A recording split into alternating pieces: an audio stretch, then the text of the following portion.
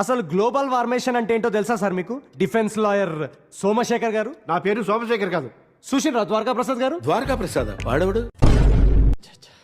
ఈరోజు సొసైటీలో ఉన్న ప్రాబ్లమ్స్ గురించి ఆలోచిస్తుంటే నాకు గూస్ పింపుల్స్ వస్తున్నాయి సార్.